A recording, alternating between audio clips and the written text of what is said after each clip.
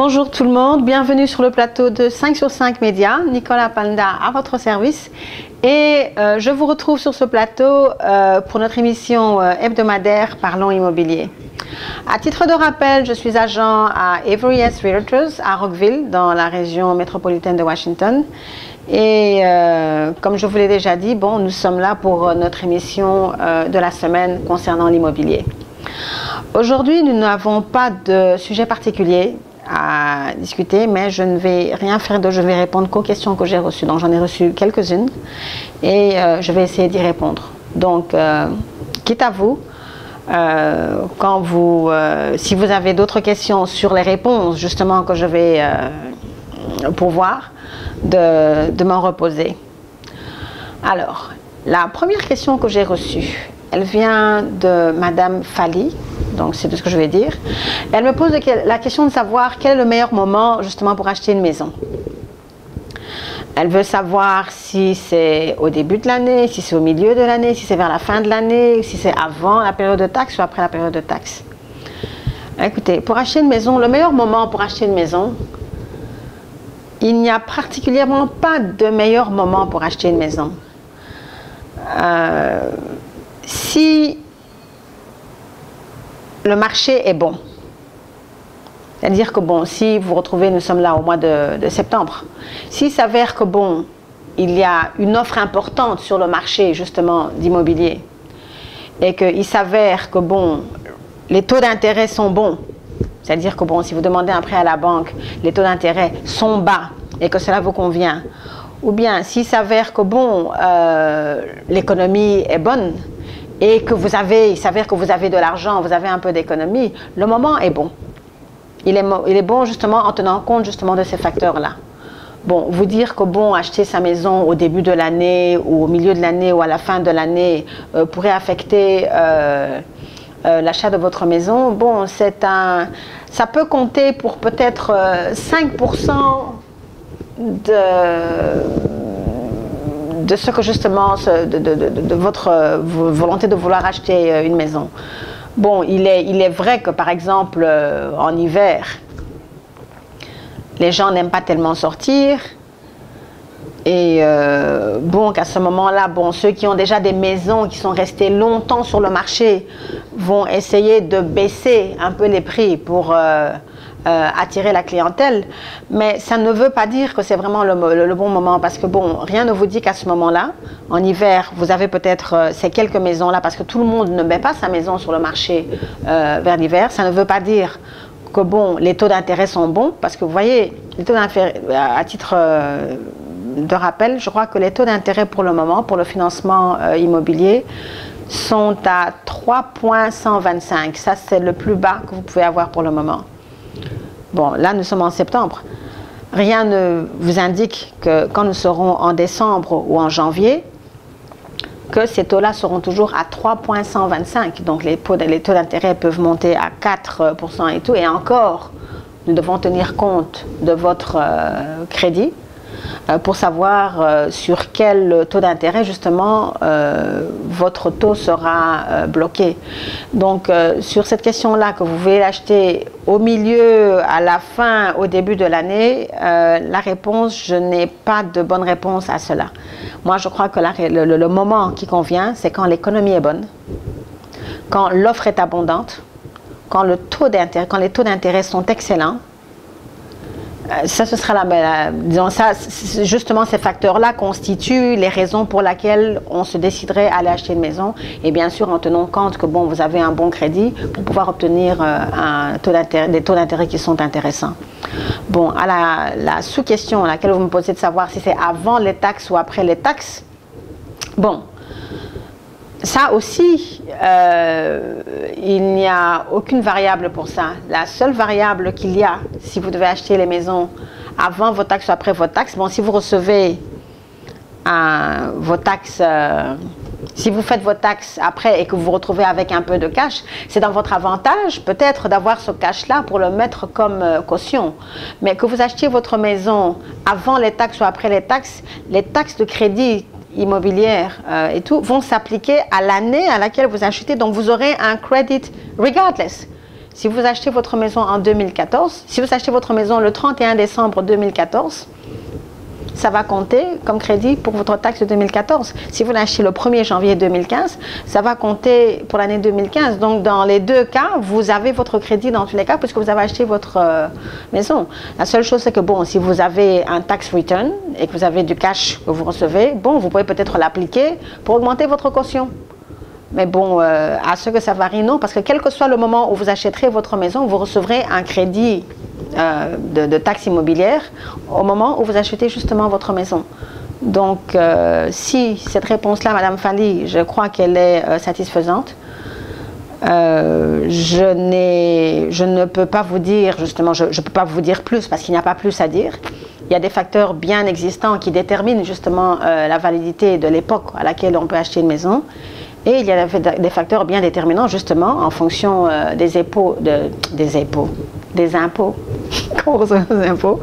qui justement déterminent le moment où vous pouvez pouvoir acheter votre maison. Donc voilà Madame Fally, je vais passer à la seconde question. Si vous avez une objection ou vous avez quelque chose à ajouter, vous êtes libre d'envoyer vos suggestions ou vos questions et je me ferai un plaisir d'y répondre.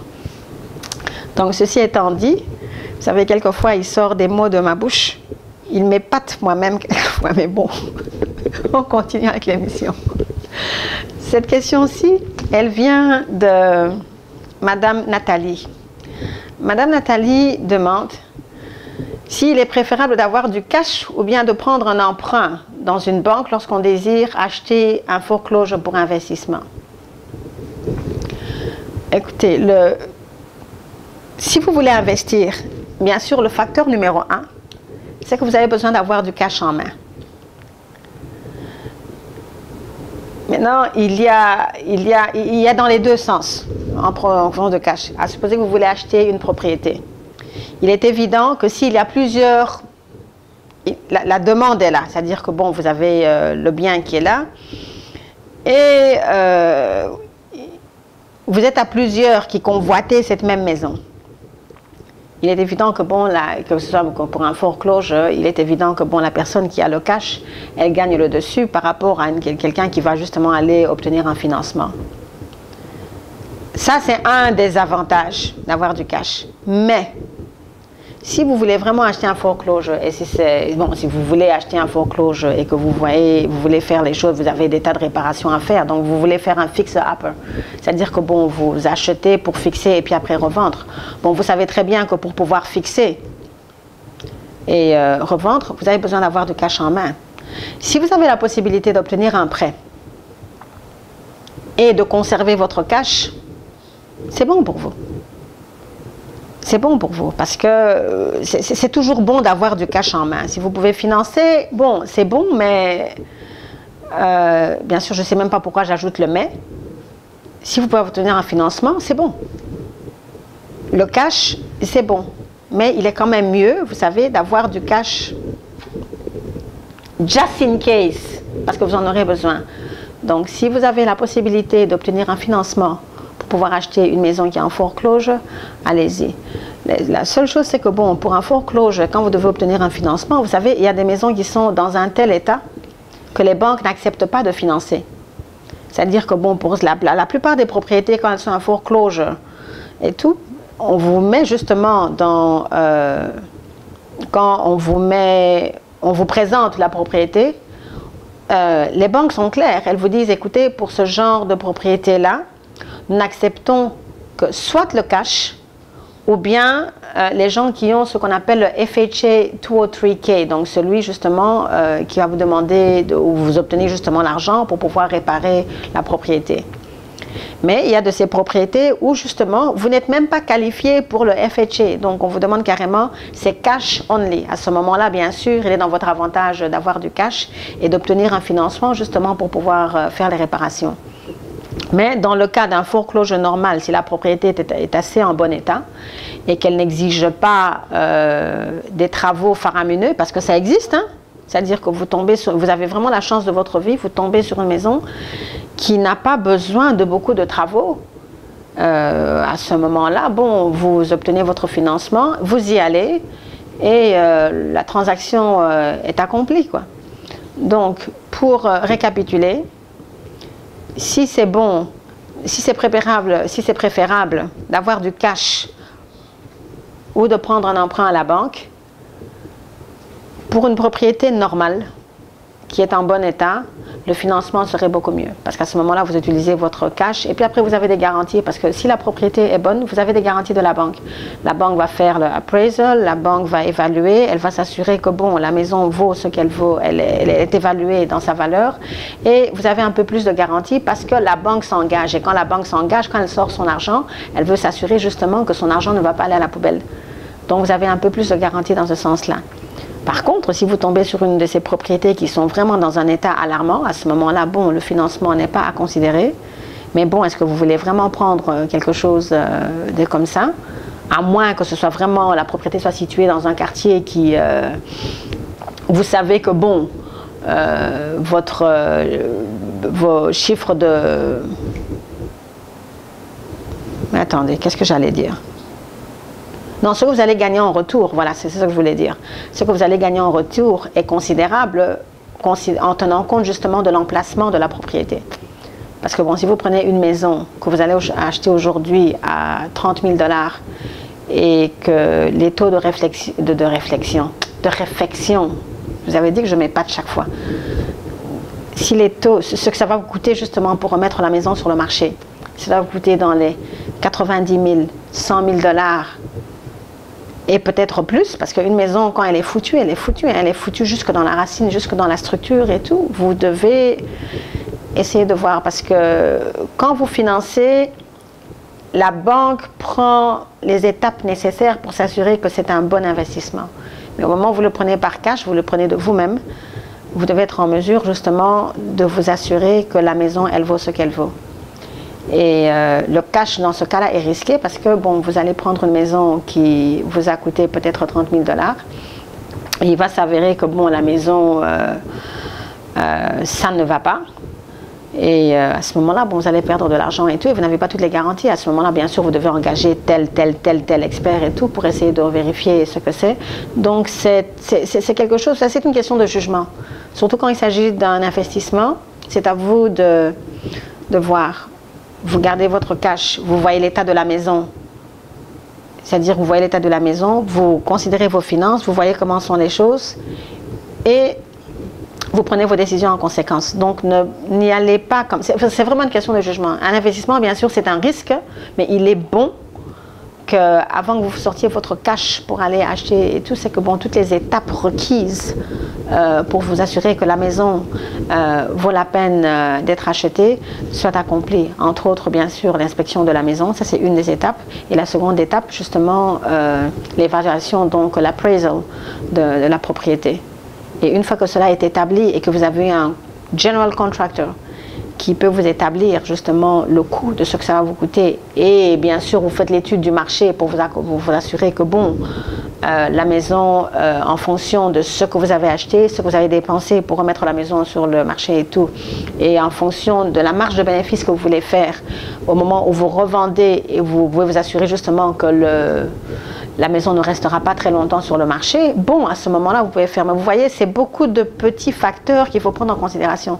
C'est facile quand je m'assieds comme ça et que je vous le dis, je dis, bon, écoutez, vous devez faire ceci, 1, 2, 3, 4 et 5.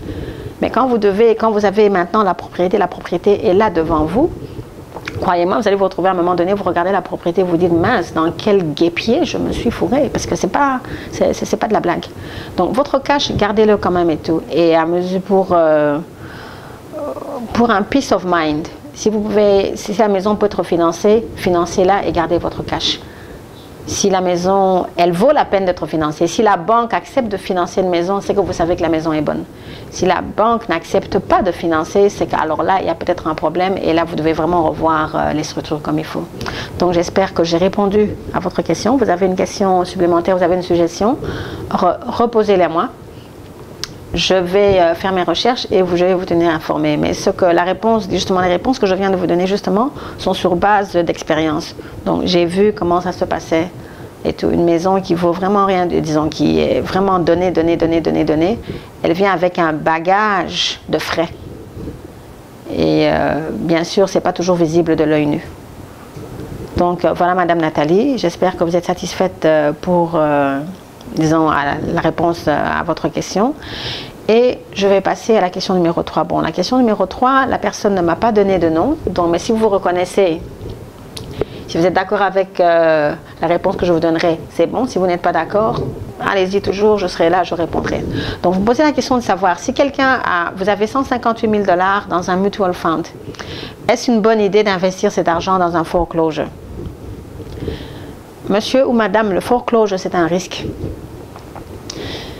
Vous avez bien sûr, vous décidez, tout le monde, toute personne qui a des économies, espère bien sûr de gonfler ses économies d'une certaine façon. Vous décidez d'aller investir dans un foreclosure pour être sûr de vous faire un peu d'argent.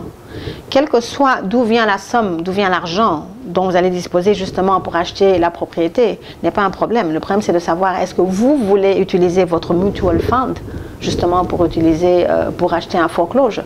Parce que vous savez très bien que tout investissement, et comme je l'ai dit tout à l'heure, tout investissement est un risque. Et c'est un risque auquel il faut vraiment réfléchir. Parce que vous pouvez acheter, ça peut marcher, tant mieux. Vous pouvez prendre cet argent, acheter, et ça peut ne pas marcher. Parce qu'il y a des facteurs qui arrivent, c'est-à-dire que ce qui semblait bon aujourd'hui ne sera pas forcément bon demain. Ce qui était mauvais aujourd'hui n'est pas forcément bon, n'est pas forcément mauvais le lendemain. Donc il y a des variables. Vous voulez utiliser l'argent dans un mutual fund, c'est à vous de prendre la décision. Je ne peux pas vous dire comment vous allez utiliser votre argent et ce que vous voulez en faire.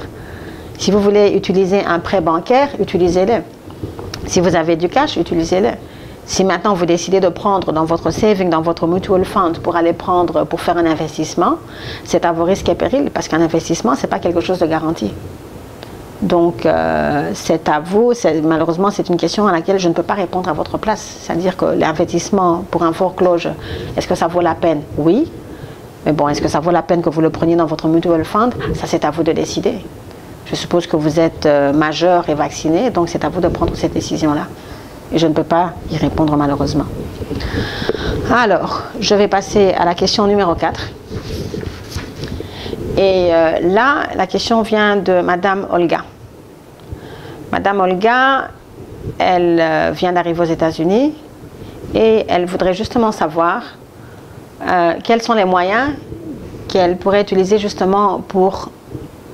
Cette fois-ci, je ne vais pas dire fabriquer parce que le mot m'est venu quand je me suis regardée parler. Construire son crédit. Donc, elle n'a pas de credit history, elle veut en refaire un. Ça, c'était justement le sujet de l'émission qui est passée auparavant. Vous n'avez pas de crédit, vous êtes nouvelle et tout. Vous avez un numéro de Social Security. Si vous avez un numéro de sécurité sociale, allez-y, ouvrez un compte en banque. Vous avez un peu d'économie, même 300, 500 $. Mettez-le de côté, allez à votre banque et demandez une carte de crédit sécurisée. C'est-à-dire que le montant que vous avez mis sur la carte, s'il est de 300 $, il sera de 300 $, qui est bloqué, auquel vous n'aurez pas accès, vous n'aurez accès à votre propre argent que sous forme de crédit. Et pendant ce temps-là, pendant 6 mois, 1 an,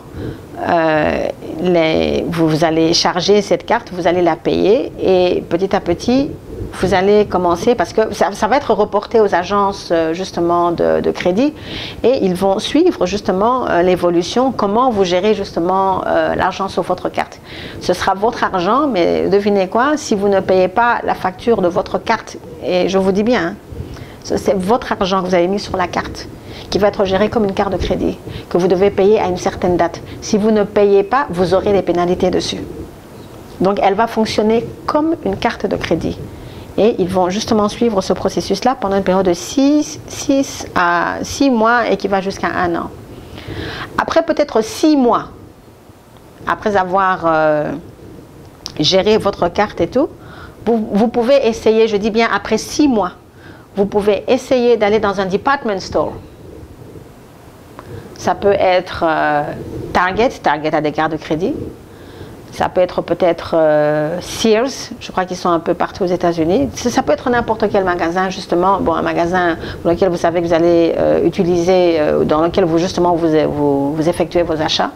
Vous essayez d'appliquer pour une carte de ce magasin-là. Bien sûr, ils vont tenir compte de votre crédit. de votre credit history, donc celui que vous êtes en train de fabriquer, de construire là, petit à petit. Et ils vont probablement vous donner une carte du magasin en fonction de cela.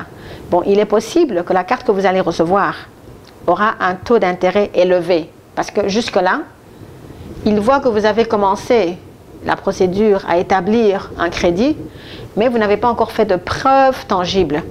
Donc, les department stores, en fonction justement de la carte de crédit sécurisée que votre banque va vous donner, après le 6e mois, n'y allez pas avant. Si vous y allez avant, on vous dira il n'y a pas de credit history.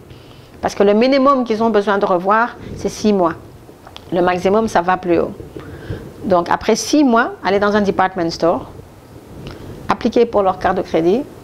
Ils vont vous la donner. Le taux d'intérêt sera un peu élevé, mais chargez que si vous... C'est-à-dire, essayez de charger, mais ne chargez pas beaucoup. Et une fois que vous chargez, payez.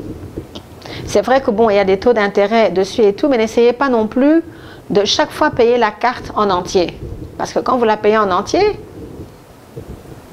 il n'y a rien. C'est vrai que vous allez perdre quelques dollars à cause des taux d'intérêt, mais bon, payez une bonne partie, c'est-à-dire que bon, si vous devez 100 dollars, si votre minimum payment, non, ça je m'exprime mal. Si vous devez 200 dollars sur la carte, n'y allez pas directement et payer 200 dollars et comme ça, puis après c'est fini et choses et tout. Non. Essayez de payer par exemple 150 dollars.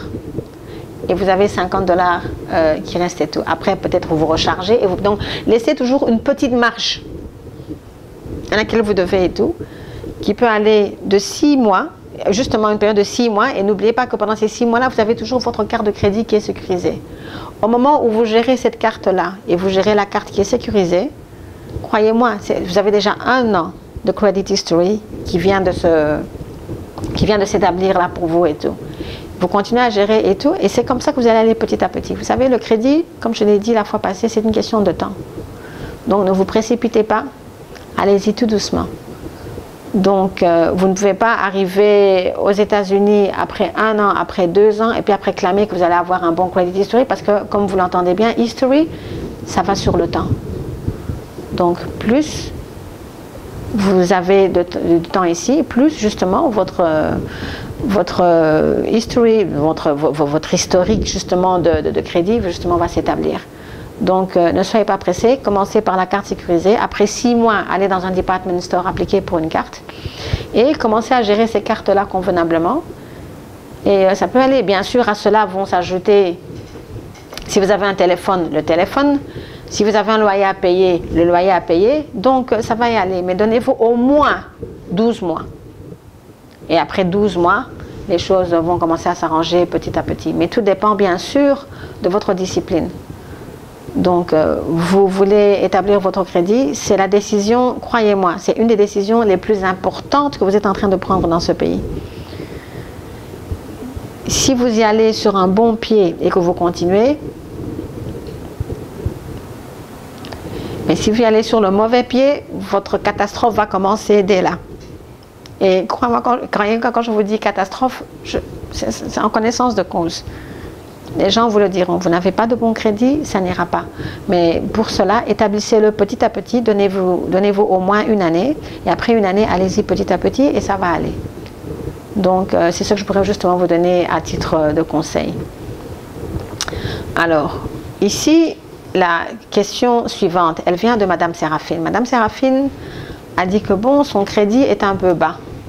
Son crédit était à 550 points et elle a contacté justement comme moi je les appelle charlatans,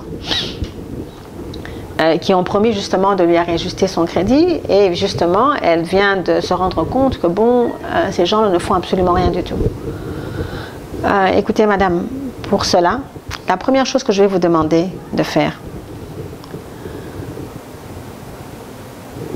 résilier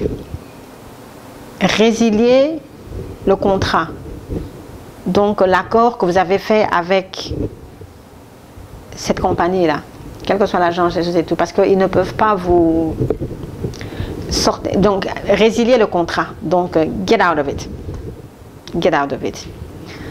Maintenant, prenez vous-même votre credit report. Commencez à analyser ce que vous avez, ce que vous devez, ce que vous comptez faire et comment vous allez le faire. Comme je dis, c'est quelque chose que vous pouvez gérer vous-même. Si vous avez un peu de discipline, vous pouvez le faire vous-même. Vous n'avez pas besoin de passer par ces agences-là. Vous voyez ce que vous allez, parce que pour ce que vous savez, pour une facture, vous pouvez avoir plusieurs comptes ouverts. Et il y a des paiements, justement, que vous devez faire et tout. Pour certains d'entre eux, je suis presque sûre que si vous êtes arrivé au point où vous deviez contacter l'agence et tout, il y en a, ces agences-là, qu'est-ce qu'elles font? Elles contactent ces agences-là et puis après, they settle. Donc, ils trouvent un compromis de façon à ce que bon, tout soit consolidé et tout. La première chose que je demanderais, votre crédit était à 550. Peut-être que s'il arrive à 600, mais bon, vous êtes en train de travailler dessus parce que bon, vous dire que bon, s'il était à 6 ans, on est dans les 6, donc là, si ça vaut vraiment pas la peine. Vous prenez votre credit report. Vous voyez aujourd'hui ce qu'il y a dessus et ce qui s'est effectué. Quand je dis de consulter ce que vous avez, ce que vous devez, je vais vous donner les étapes. Vous regardez parmi toutes les dettes que vous avez, à supposer que vous en avez 5. Ça va prendre du temps. Mais croyez-moi, vous n'avez pas besoin de ces gens-là. Regardez d'abord, parce que vous savez, pour chaque compte ouvert que vous avez, si vous pouvez payer et fermer le compte, c'est des points que vous gagnez. Sauf si le compte que vous aviez est le compte le plus ancien que vous avez eu. Celui-là, ne le fermez jamais. Donc, essayez de prendre les comptes pour lesquels vous ne devez pas beaucoup. Parce que vous voyez, quelquefois, on se met dans des situations, quelquefois, vous savez, ce sont des balances de quoi? 200, 300 $, que normalement, avec un peu de discipline, si on se dit, bon, écoutez, on n'a pas besoin d'acheter des mèches pour ses cheveux, on n'a pas besoin d'acheter tel maquillage ou quoi que ce soit, les choses, et tout, ce sont des choses qu'on peut liquider facilement. Vous prenez les comptes pour lesquels vous devez le moins d'argent. Essayez de les payer directement. Si vous devez pendant un mois manger que du riz et des tomates et des sardines, faites-le. Ce n'est pas quelque chose que vous pouvez pas faire, croyez-moi. Parce que l'argent que vous avez dépensé là pour aller payer ces gens-là, vous auriez pu payer des trucs, vous avez pu payer votre dette avec et vous auriez pu vous en sortir. Donc vous prenez les comptes pour lesquels vous devez le moins. Essayez de les payer à l'avance. Maintenant, les autres comptes que vous avez, contactez, vous serez surprise. Quand vous payez ces comptes-là et que vous les fermez, bien entendu, laissez toujours le plus ancien ouvert. C'est-à-dire celui-là, négociez toujours avec, ne le fermez jamais. Négociez, payez, négociez, parce que celui-là fait votre credit history. Mais les autres là, vous les payez, vous les bouclez. Vous les payez, vous les bouclez. Vous les payez, vous les bouclez. Vous allez voir, quand vous payez, quand vous en fermez un, votre code de crédit monte. Petit à petit, petit à petit, petit à petit, petit à petit. Et maintenant, pour celles, parce qu'il arrive que vous avez des comptes pour lesquels vous devez des milliers de dollars. Et que bon, il y a les collections, il y a quoi que ce soit et tout. Bien sûr, au moment où vous êtes passé par l'agence, et je ne sais pas ce qu'ils vous ont raconté, mais bon, on ne va pas tergiverser dessus. Contactez maintenant votre créditeur, c'est-à-dire justement les comptes pour lesquels vous devez des sommes énormes. Et cela dépend. Et justement, essayez d'arranger les choses avec eux. Ça, c'est une option.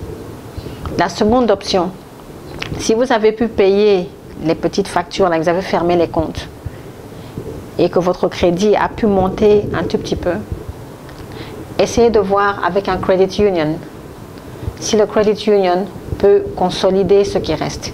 Il est mieux que ce soit une banque qui consolide ce que vous avez comme dette.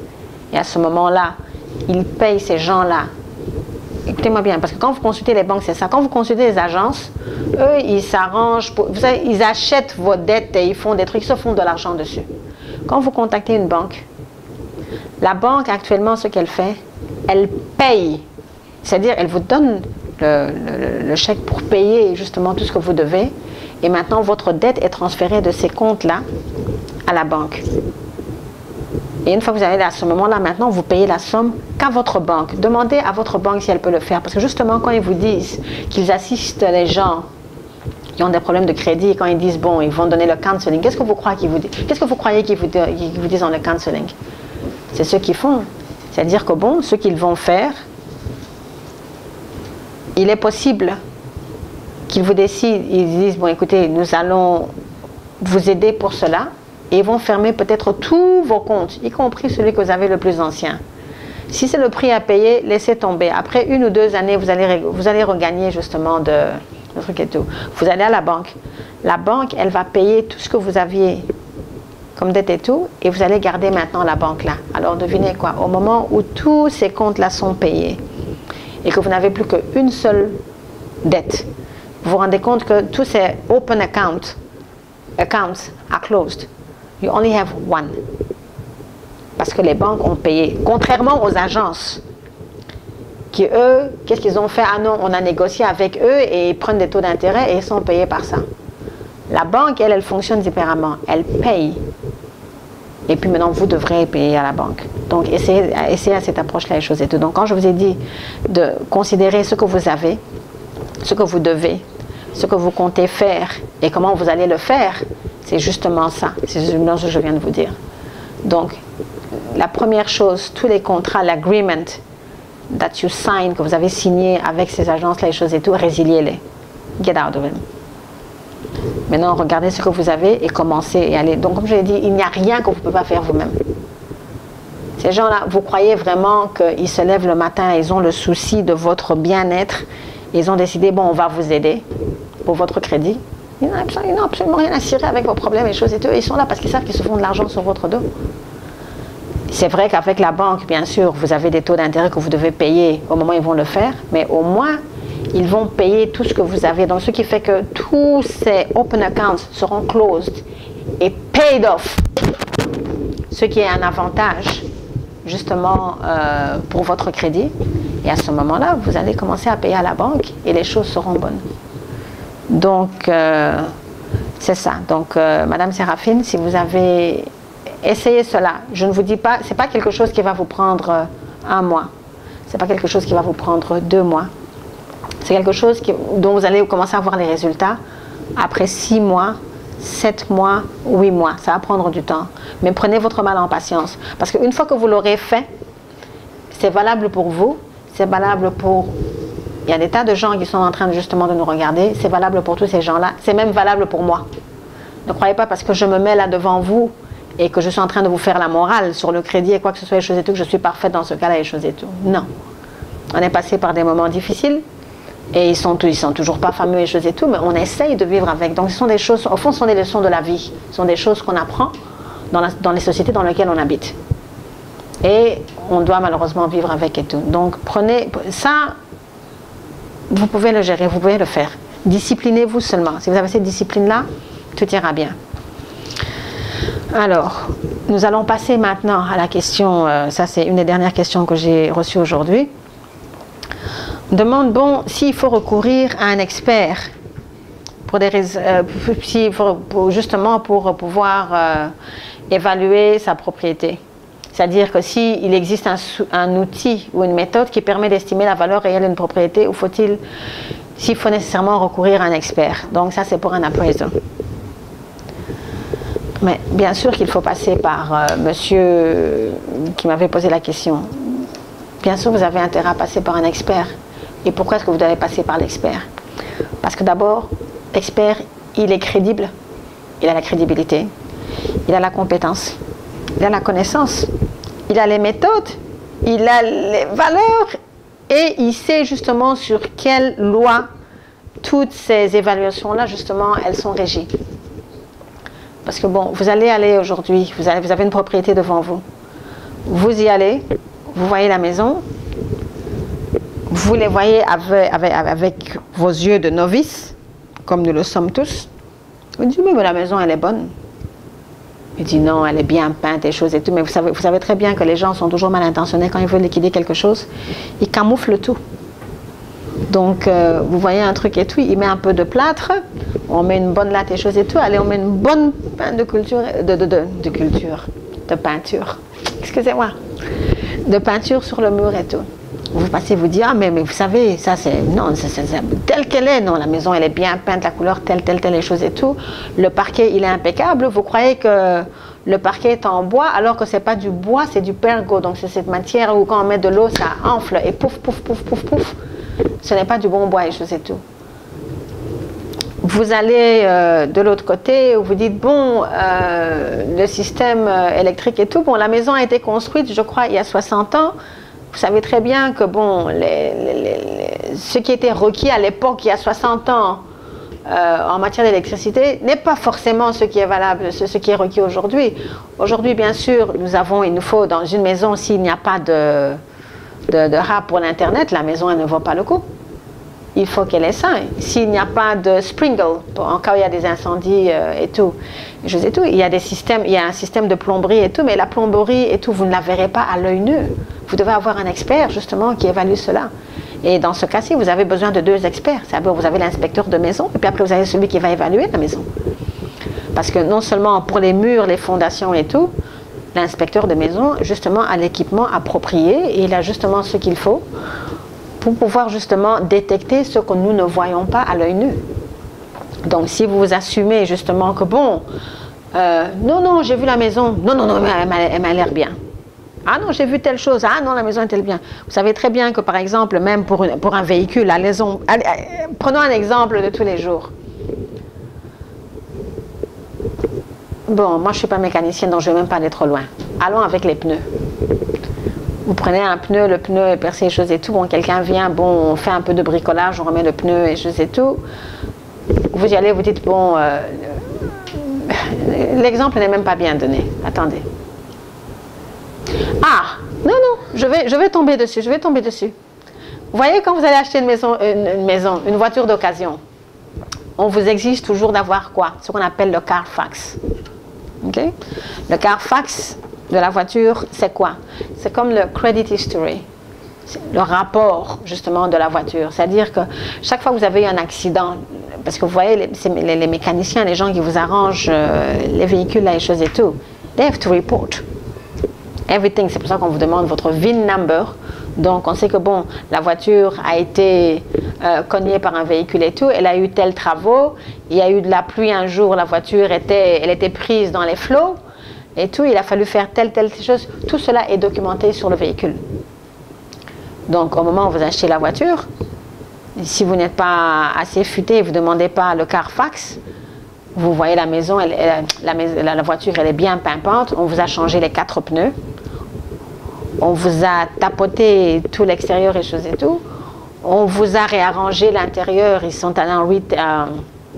ils ont fait un nettoyage approfondi, on vous a mis de la belle couleur sur la voiture et tout, vous dites mince, ça c'est la voiture qu'il me faut et tout, mais vous ne savez pas que la voiture a passé une semaine dans une rivière, qu'elle est en mauvais état, que tel ou tel facteur s'est passé, c'est-à-dire que bon, la voiture a subi un accident sur le côté où le système de airbag ne fonctionne plus comme il faut, parce que vous voyez, quand vous allez acheter une voiture et tout, on va quand même pas la cogner pour vous faire plaisir et voir si le airbag fonctionne et tout. Il faut un expert qui a justement les équipements qu'il faut pour s'assurer que la voiture, elle est en bon état. Eh bien écoutez, ce qui va pour la voiture, elle est valable aussi pour la maison. Parce que l'expert, quand il vient, ah, le mur, il a l'air joli, ah, mais c'est bien fait et tout, il passe et tout, il se rend compte que non, il y a un trou qui a été couvert. Lui, il peut le voir, mais nous, à l'œil, nous les novices, on ne doit absolument pas le voir et tout. Ah, on dit, mais j'ai vu la maison, mais il y a du hardwood floor partout. Qui vous dit que c'est du hardwood floor? Parce qu'il y a tellement de matières qui ressemblent à tout. Et puis après, vous êtes surpris que bon, vous avez un verre, boum, il se casse. Ça se verse et puis après vous avez comme des espèces de pouf, pouf, pouf, pouf, pouf sur le floor. Vous vous dites, mais enfin, qu'est-ce qui se passe et tout. Mais il y a des tas de choses. Il y a des gens, la toiture, elle est pourrie. Qu'est-ce qu'ils font? Allez, ils mettent un bon drywall pour le plafond et tout est couvert. Et bien sûr, ils vous mettent les trous pour les lampes et tout. Et vous dites que bon, la maison, elle est parfaite. Du jour au lendemain, bon, il neige. Quelqu'un monte sur la toiture avant qu'il se rende compte, il a... Excusez-moi, mais ce sont des choses qui arrivent. Ce sont des choses qui arrivent. Ce sont des choses qui arrivent. Et là, il faut un expert. Au fond, tout ceci, c'est pour vous dire que bon, vous devez avoir un expert. Vous devez avoir un expert parce que l'expert, il a les équipements qu'il faut pour détecter justement ce qui ne va pas. Il a les méthodes et justement, il est en connaissance, il connaît les lois qui régissent justement le marché de l'immobilier. Et pour cela, justement, l'avis de l'expert est, je ne dirais même pas nécessaire, elle est obligatoire. Donc, pour aujourd'hui, nous allons nous arrêter là. J'espère que bon, vous êtes satisfait des réponses que je vous ai données. Bien sûr, la plupart du temps, j'utilise des exemples pour illustrer, mais c'est le meilleur moyen parce que je ne peux pas me mettre et commencer à vous donner tout un discours de méthodologie sans pour autant justement utiliser des exemples concrets pour vous expliquer justement justement pour expliquer l'importance du sujet sur lequel on discute. Donc pour ceci, nous allons remercier en tout cas 5 sur 5 médias pour cette opportunité-là et tout. Et justement, ce que je vous demanderai pour ceux justement qui souhaiteraient voir, parce que 5 sur 5 médias est accessible par Orao TV. Et je vous demanderai d'aller sur la page de 5 sur 5 médias et justement